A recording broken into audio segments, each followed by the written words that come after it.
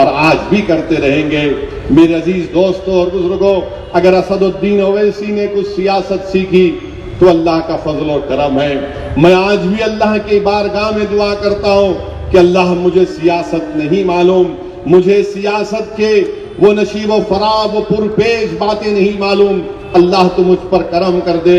یقیناً اللہ کا کرم ہے، صدقہ نبی کریم صلی اللہ علیہ وسلم کا، اہل دل اولیاء اللہ کی دعائیں ہیں اور مرحوم قائد کی سرپرستی، ان کی تعلیمات کا نتیجہ ہے کہ اسد الدین اویسی نے کچھ سیاست سیکھی ہے۔ میں کوئی دعویٰ نہیں کر رہا ہوں کہ میں بڑا شاطر سیاستدان ہوں، میں ابھی بھی سیاست سیکھ رہا ہوں، میں کل بھی سیاست سیکھتا رہوں گا، جب تک اس دنیا میں رہوں گا میں سیاست کا طالب علم بن کر رہوں گا۔ میرے عزیز دوستوں اور بزرگوں، مجھے اچھی طرح یاد ہے، آپ جانتے ہیں کہ جب میں MLA بنا، آپ میری تقاریر کو بھی سنیں، اس میں کوئی چھپانے کی بات نہیں ہے۔ اسد الدین اویسی آج جو تقاریر کرتا ہے، 20 سال پہلے اسد الدین اویسی کو بڑی مشکل پیش آتی تھی، اور میں بار بار مرحوم قائد سے جا کر پوچھتا تھا کہ میں کیسے تقریر کر سکتا ہوں، اتنے بڑے بڑے لوگ مجلس کے پلیٹ فارم سے تقریر کرنے والے ہیں۔ تو مرحوم قائد مجھ سے کہتے تھے کہ کوشش کرتے رہو، کوشش کرتے رہو، اپنی غلطیوں کو سدھارو۔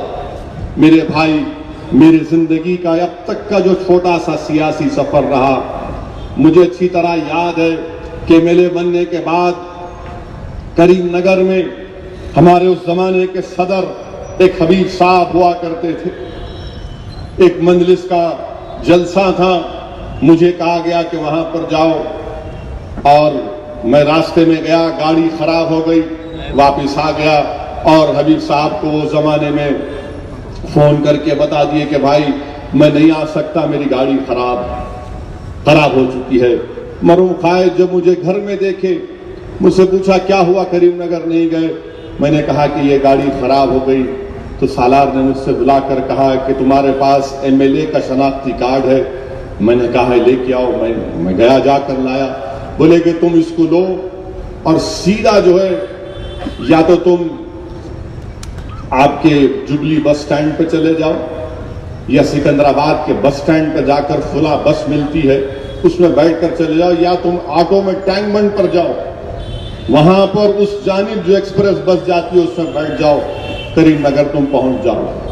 اب آپ سوچئے تھوڑی دیر کے لیے، اسد الدین اویسی لنڈن ریٹرن بیرسٹر، اس زمانے میں ہم کو انگریزی کا بڑا شوق تھا، انگریزی بولنے کا۔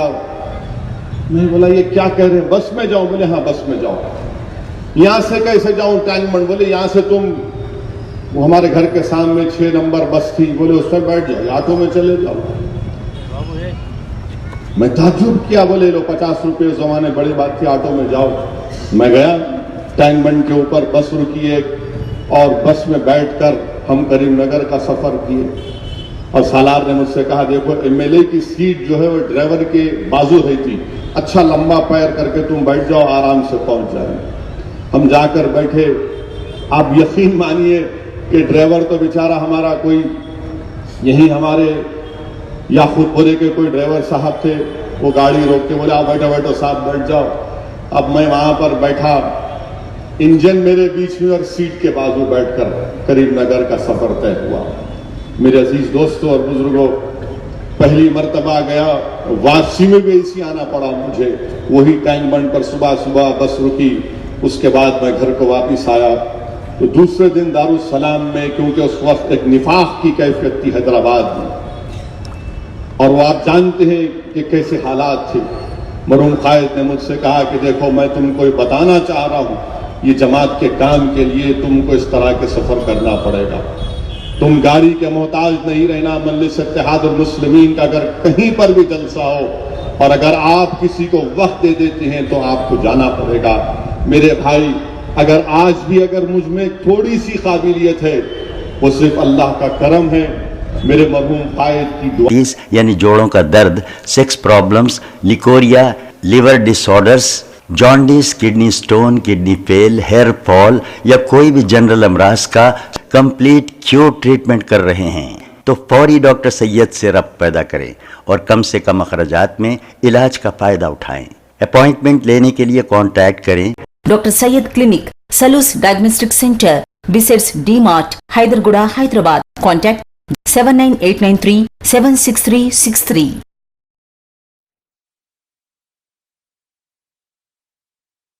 अगर आपने हमारे चैनल को अभी तक सब्सक्राइब नहीं किया है तो यहाँ पर रेड कलर का सब्सक्राइब बटन दिख रहा है, उसे क्लिक करें और हमारे चैनल को सब्सक्राइब कीजिए और साथ ही साथ बेल आइकन को भी क्लिक कीजिए जिससे आपको ताज़ा अपडेट मिलती रहे।